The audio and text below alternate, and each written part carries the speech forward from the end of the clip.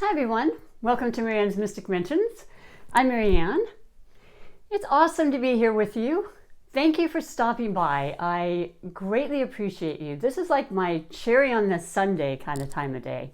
As I read for those of you that are new, I'm a psychically and intuitively guided tarot card reader of many years, but I have been also reading my wonderful divination of I Ching coins for friends and myself, and I thought, well, it's been done on YouTube, but I haven't seen these cards as a specific way to demonstrate that. And it's just something that I really enjoy while navigating myself to be able to further the channel with monthly readings and private readings.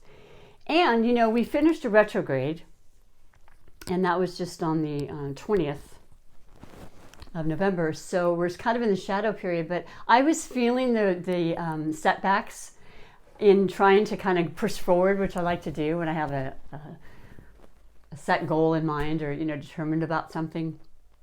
But then I realized I felt the resistance, and I thought I'm going to wait. So I'm excited because we have our new moon in Sagittarius tomorrow, and what better time to start things, really? And I write it down, and I've had these ideas during the retrograde that I've been kind of reviewing and going over, which is perfect for that time.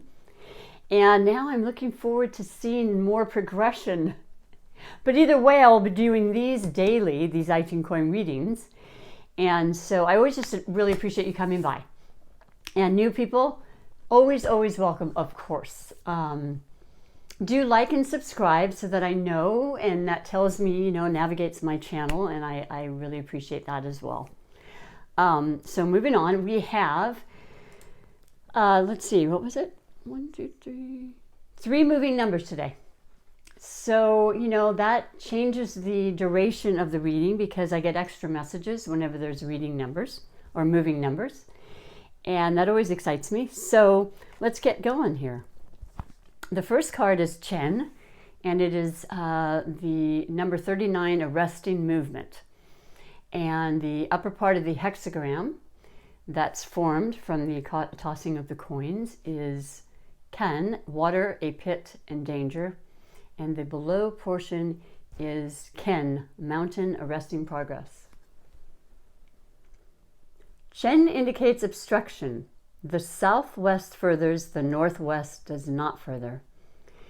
It will be advantageous to meet with the great man in order to overcome the danger.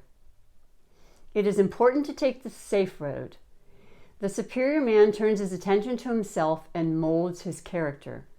Now, this particular card, how interesting as it is, there's so many different hexagrams that you can create with the numerology of the coins.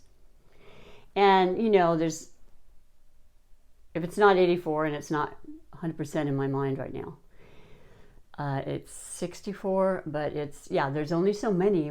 But this one's come up a couple times, so this is a very prominent message we're being given through spirit.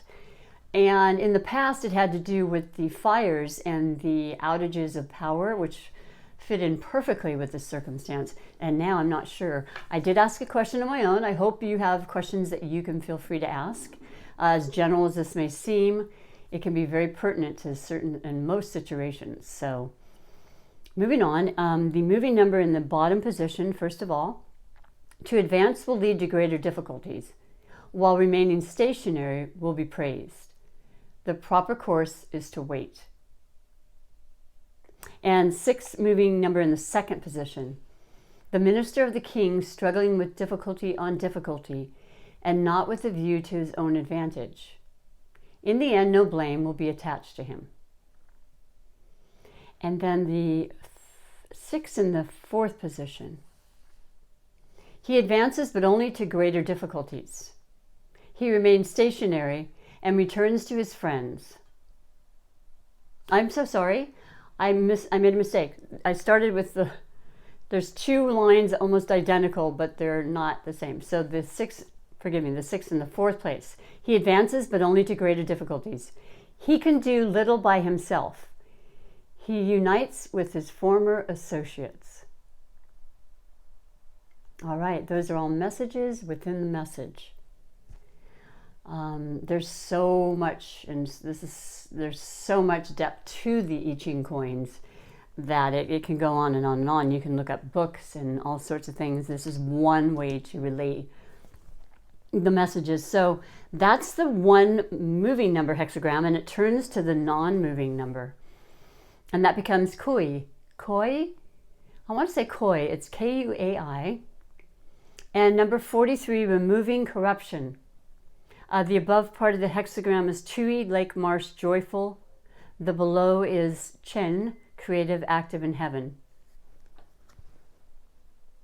Koi indicates resolution with peacefulness and combining strength with cheerfulness.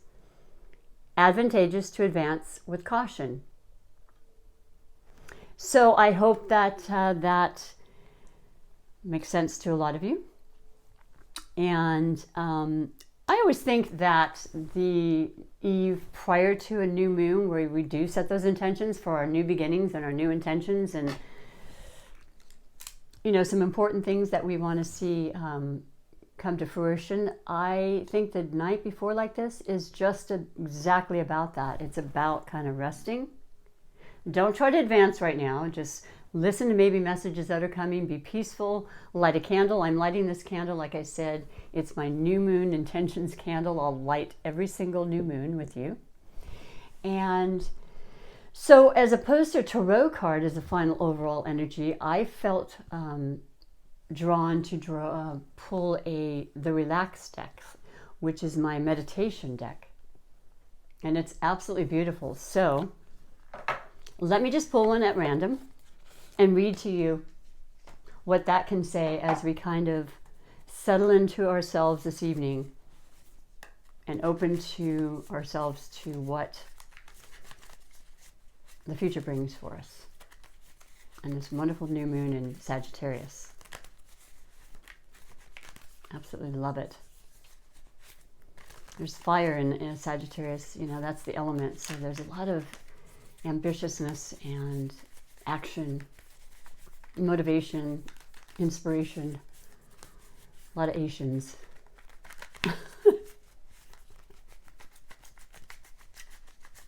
I'm just going to kind of ramblingly pull this, but these two have a lot of messages they can give to us. So let's see what we have for us today.